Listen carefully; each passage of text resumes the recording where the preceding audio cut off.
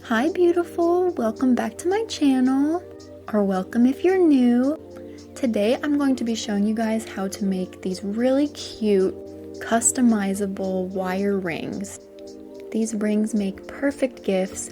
They're actually very affordable to make. The supplies aren't expensive at all. They can all be found on Amazon. I will link them down below, and they're actually super easy to make. All right, let's get into it. So the first one we're gonna make is this really simple heart one, and I actually think this one's my favorite. I have one that I wear every day. So for this, we're gonna need 15 gauge aluminum wire, a mandrel that is labeled with the different ring sizes so you can size out your ring. You want a pair of pretty strong and sharp nippers, a pair of round nose pliers, and finally a pair of flat nose pliers. To start off, we're going to take our 15 gauge wire and measure out 7 inches. 7 inches is a bit too much in the end, but I'd much rather have more to work with and end up having too much than accidentally give myself too little to work with. And this wire is super malleable, so it can easily be straightened out by just pressing it and kind of smoothing it out. So I put it up against the ruler, and at 2 inches, I'm going to make a bend. So I start by just bending it out as much as I can with my fingers, but it is pretty hard to do with just your fingers. So after you've bent it as much as you can, just grab those flat nose pliers and use them to squish it down the rest of the way. It's mostly just important that you squish down the very edge at the end as much as you can. The rest of it we're going to end up bending back down. You'll see what I mean, but it's not important that the rest is super squished together. Next, we're going to take our round nose pliers, and you can determine how big you want your heart to be by placing your wire either further towards the tip or the end of the pliers. I wanted mine to be pretty big, so I placed it all the way towards the end. And what you're going to want to do is just take those ends that are sticking up and pull them down and wrap them around, just like that. And once you're happy with the heart that you have, you can adjust how your heart looks by just playing with the placement of the wires and moving them around. But once you're happy with it, you're going to want to take that smaller edge and twist it around the longer wire. It can be hard to do with your fingers, so if you can't seem to do it with your fingers, just grab your pliers and use the pliers to help you wrap it around. Also, don't worry about messing up the heart while you're doing this, because you can always go back in with your pliers and fix it up if you need to.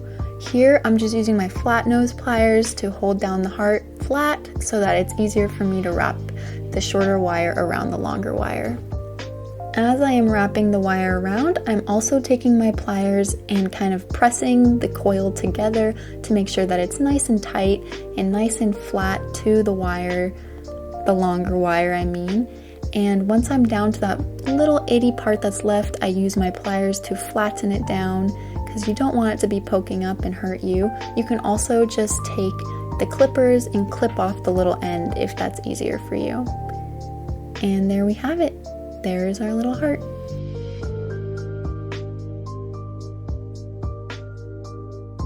So now is when you're going to want to grab that mandrel, and I'm going to be making my ring in size 7 because that is my ring size, and you're going to want to pick which side of the heart that you like better. So I chose this side because this is the side that's going to be facing up on your ring, and just hold the heart down with your thumb on top of the number of the ring size that you want and wrap the rest of the wire around. So this next part is something I probably should have done before I put it on the mandrel originally, but I just thread the wire through the bottom loop of the heart, just like that, and then put it back on my mandrel. And now you're going to want to try to figure out how to hold down that heart on the number like you did before, so you can have it steady and pull the other wire through. It's kind of difficult to do at first, but I'm sure you can get it. If I can do it, you can do it. So then I just took my flat nose pliers to help me pull through the other wire, and you're going to want to pull it through as tight as possible and make sure that when you push the ring down on the mandrel that it stops at the size that you want it, because if you can push it down and it goes to a bigger size, then it's probably going to be too big. So here I'm just making sure it's really tight on the mandrel at size 7, And then once I'm happy with it, I just bend the wire down as far as I can before I take it off the mandrel. So before we finish it off, we want to make sure that it is indeed the right size. So just take it off and slip it on your finger and make sure it fits. Mine fit, so I went ahead and took it back off and continued wrapping that excess wire around the bottom loop of the heart as tight as possible. And once you've wrapped it as much as you can, you're going to want to take those nippers and clip it right underneath the loop of the heart. You then want to take your flat nose pliers again and just push it down and turn it around as much as possible just to make sure it's really secure and nothing's going to make it pop off and it doesn't get caught on anything or hurt you. And there we are. There's our first ring.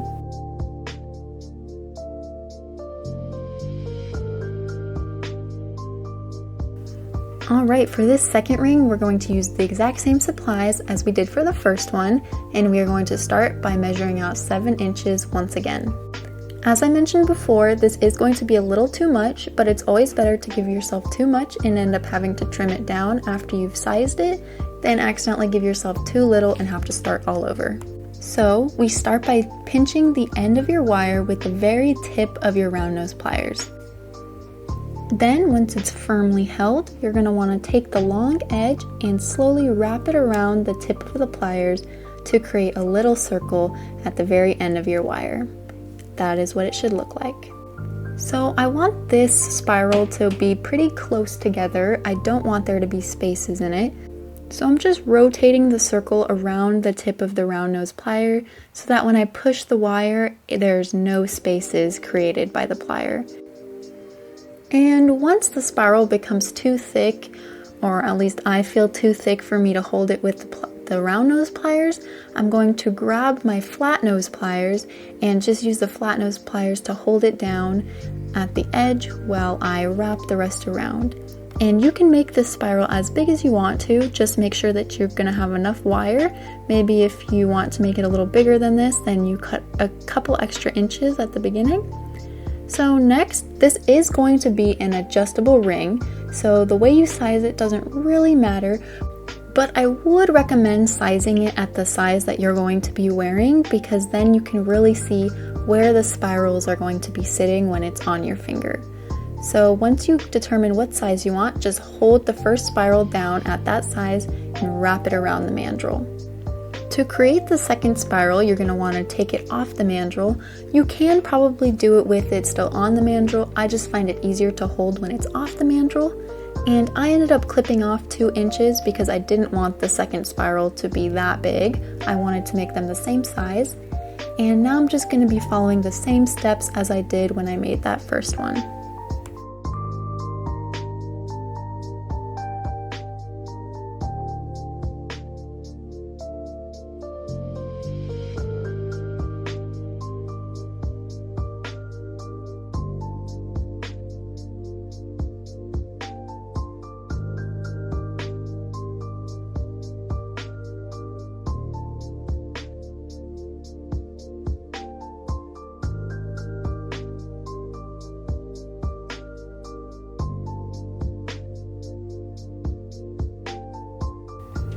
And once I'm pretty happy with how those spirals are looking, I'm going to put it back on the mandrel at my size and push it together so that it fits the size 7. And then I'm going to take my flat nose pliers and kind of just manipulate the spirals a little bit to be how I want them to look when they're on my finger. And now I'm going to test it out.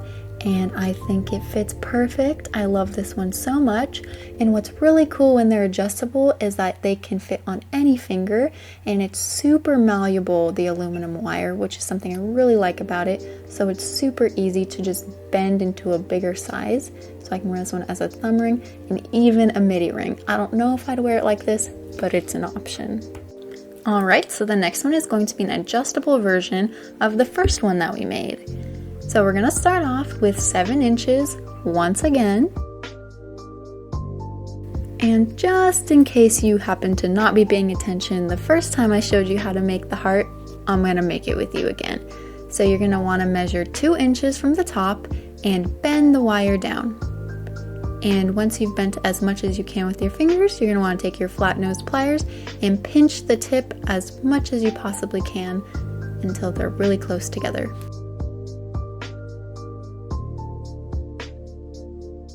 And once it's properly pinched, you're going to take your round nose pliers, and I'm going to make these hearts a little smaller because there's going to be 2 of them, so I put them as close to the tip of the pliers as possible because that's how we're going to make that small heart. It can be a little difficult to pull down the wires without messing up that middle part and rotating it around, but it's okay. Don't worry too much about it. Just focus on pulling the other sides down while keeping that center kind of still in place, and you can always flatten it out after you made the heart, which is what I'm going to do now. So after you've made the heart, you can just grab your flat nose pliers again and press them down to flatten it out.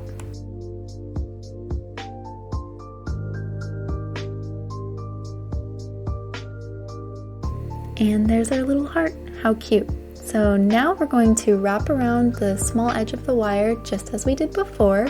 And again, you can use pliers if this is too hard for you to do with your fingers.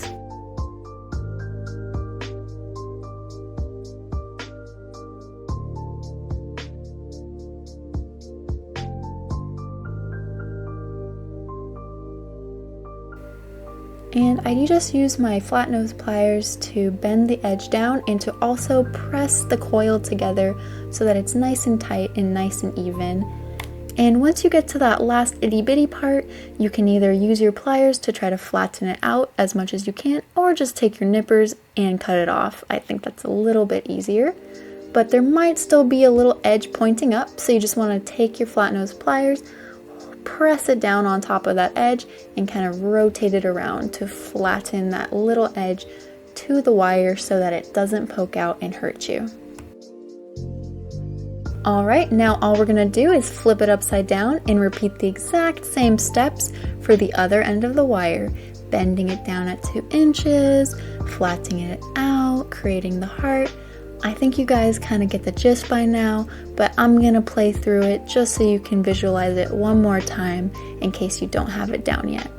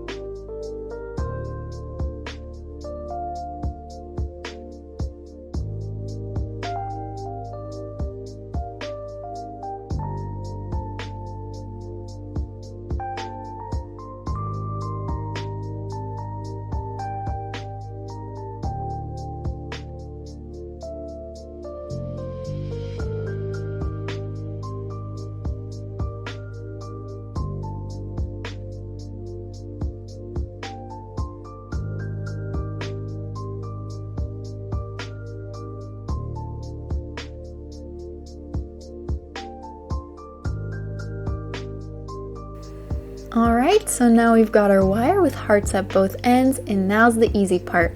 Just want to decide what size you want, hold it down on that size, and wrap it around.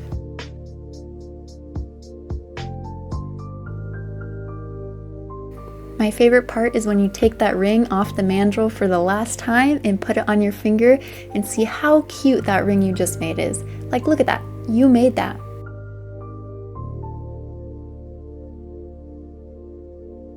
Okay, so this is the last ring that we're going to be making today, and I would say that on the difficulty level, this one is the hardest.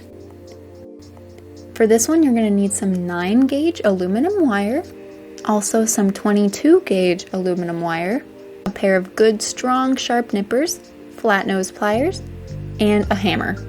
I know that there are specific hammers for jewelry, but I don't have one, so we're just going to go with this. And a cutting board, or some other sort of strong, hard surface you feel comfortable hammering aluminum on, and a couple cute stone beads. These ones are 6 millimeters. So to start off, I'm going to be cutting just 3.5 inches of this wire.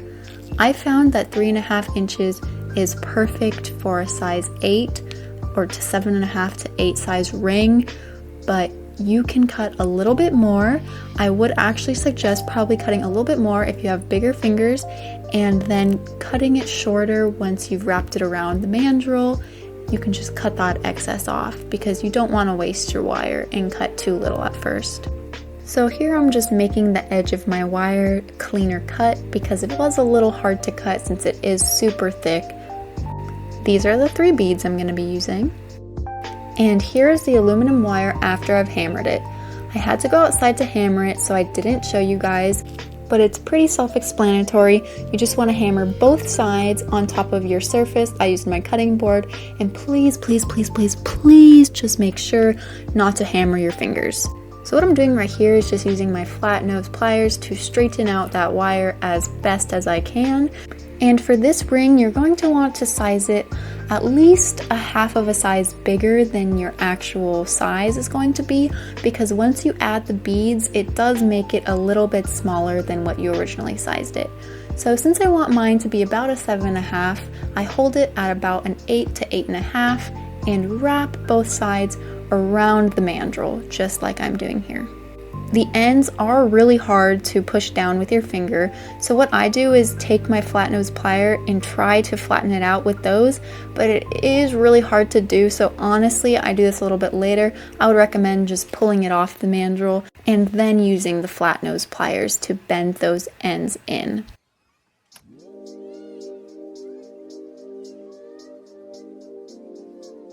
So now we want to make sure that there's actually going to be room to fit the beads. So I'm taking my flat nose pliers and pushing those sides apart so there's just enough room for the beads to sit.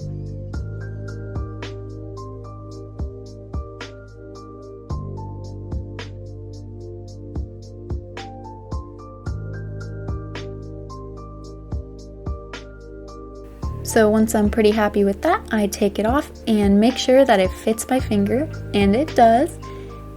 And now I'm gonna just take my flat nose pliers again and bend those ends in. Don't bend them in too much though, because you don't want them to be poking you. Just bend them in enough that they're in line with the rest of the ring.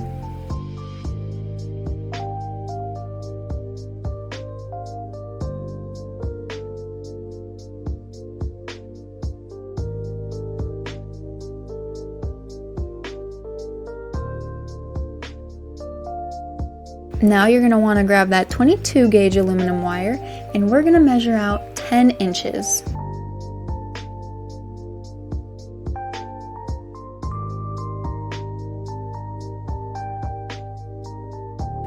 So this part, it's a little hard to tell what I did, but I just stuck the 22 gauge wire in between those top and bottom wires and then pull it through so that there's just enough that I can hold onto it with my fingers as I wrap it around the top wire. And you're gonna wanna wrap it around until there's 3 coils on the top wire. And just take your time with this. It can get pretty difficult when it's slipping around, but just be patient and be nice to yourself. It's okay, you'll get there. And you want to make sure that you're pulling your coils pretty tight onto that band. And now you can see I have formed 3 coils and my wire is coming out from underneath the top band. So now I'm just taking my flat nose pliers and squishing those coils together and pressing them down to the band just to kind of make them a little bit more secure. And once you've got those 3 coils, it's time to thread on your first bead. And you want to thread it on and kind of push it to make it sit in the middle between those 2 bands nicely, and then just continue to wrap 3 coils around the bottom band just like you did the top. And I'm sorry, I do kind of keep going out of frame here. I'm not that great at filming tutorials yet, but I'm getting better. I want to get better and do a lot more tutorials. So now you can see I have 3 bands and the wire is coming out from underneath the band again, and you want to thread on your second bead. And then just continue that pattern until all 3 beads are thread on, wrap 3 coils, thread bead, wrap 3 coils. And you could even use smaller beads if you wanted to, and then you'd have room to put more beads. You just want to put 3 coils in between each bead, That's the amount of coils that I found worked for me, but if they were smaller beads, I guess that there could be fewer coils. You just want to play around with that.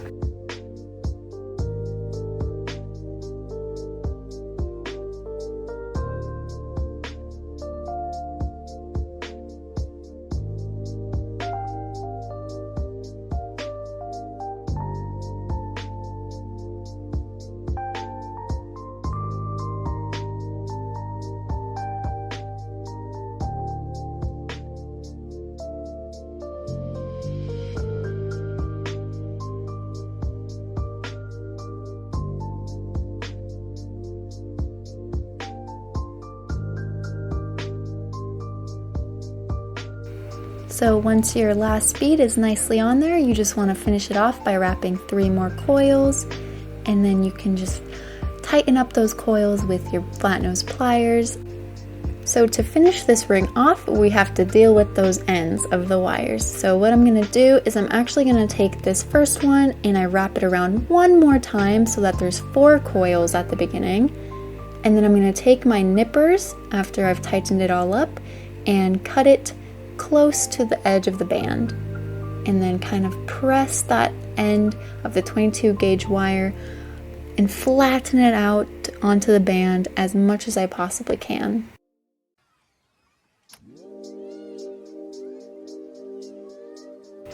And then I just repeat the exact same thing on the other end. I wrap it around one more time so that there's 4 coils. I cut it and then flatten it out as much as I can.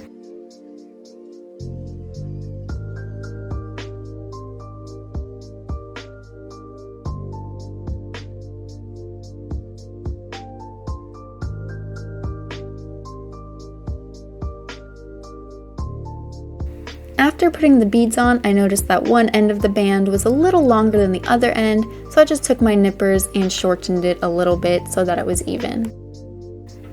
And there we go, our last ring is finished. I love it so much. It's so pretty, so cute. I showed my mom and she actually loved it so much I had to make her one. This is an excellent Mother's Day gift idea, by the way, guys. Mother's Day is coming up.